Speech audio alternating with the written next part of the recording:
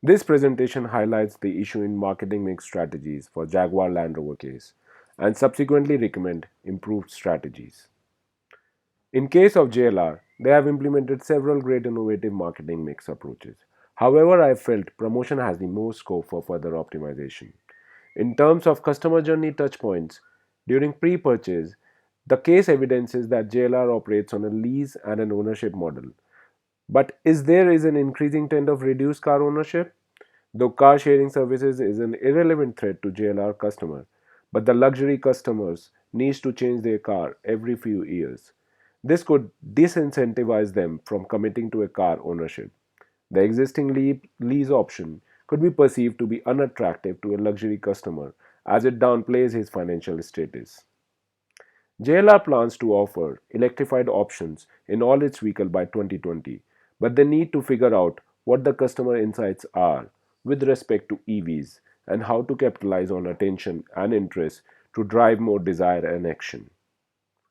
In terms of media habits, while their presence in races like Formula E, what are the other media avenues to optimize consideration and trial to drive conversion in a brand funnel? Another area they can tap into is to figuring out what are the key events in a customer life where he is most prone to buying cars like JLR. When it comes to a customer espousing JLR's brand, independence, status, and freedom are good brand association to start with, but maybe with the changing context, there are others as well. In the post purchase phase, while customers wait for their customized cars to be delivered, there can be better ways than just sharing of photos to keep them engaged and excited. Also, when a customer hits the end of lease, how can we utilize our CRM data to move away from predictive analytics to prescriptive ones that maximizes the value to the customer and to JLR?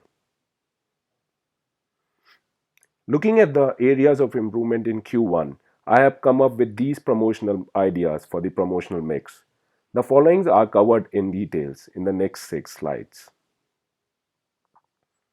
In sales promotion, to address the issue of ownership of lease, I would recommend JLR to introduce a third option of discounted buybacks that allows customer to change or upgrade their models every few years to address their need for novelty.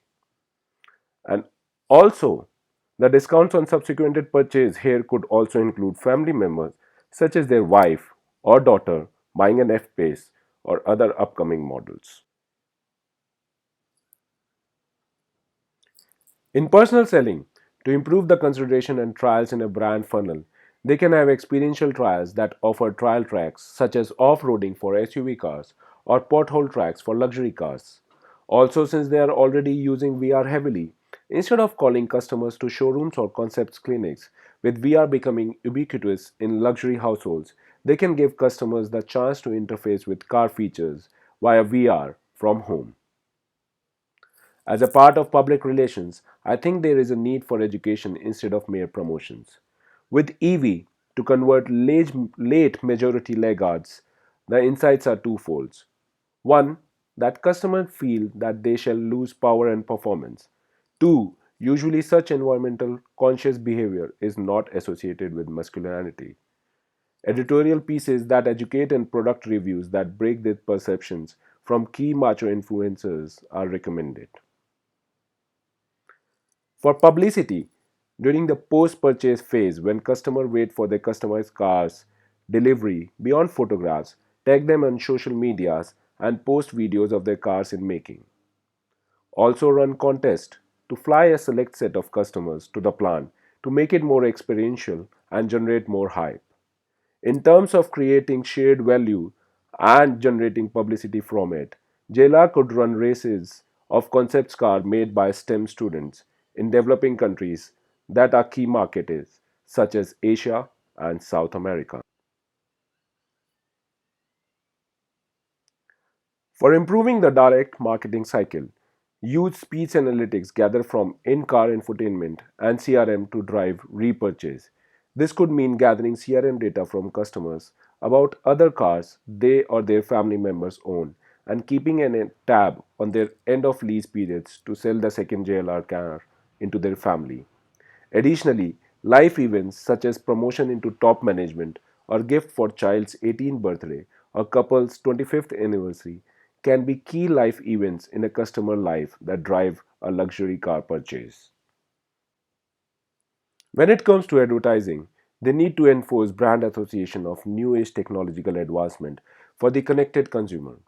Also, a great play on achievement and power needs to be showcased to drive a right fit of aspirational and existing traits between the brand and consumers. When it comes to choosing the right media avenues, being present on pull generating platforms such as the Grand Tour Show, which is the new Top Gear, or engaging digital marketing influencers such as Jeremy Clarkson will help them more than adopting a traditional push approach. In terms of ethical issue with new approaches suggested in question 2, there could be two. In today's time, customers are increasingly worried about data privacy. When the car has voice based infotainment, there shall be a lot of data mined and analyzed by the voice based cloud app. JLR can overcome this by enforcing strict contract terms with the tech companies. This ensures that data is retained in house and is not leaked or sold to other luxury companies, as was done by Facebook's partner company. Another ethical issue is that when you promote buyback options over lease buying, JLR can be seen as promoting consumerism. This can be tackled by ensuring that they have a circular economy approach. They can resell the cars or recycle the car parts or lease the old cars to five-star hotels for their fleets to ensure they have a minimalistic footprint. They can promote this conscientious strategy actively on their social media handles and drive positive brand sentiments. This is the end of my presentation. Thank you.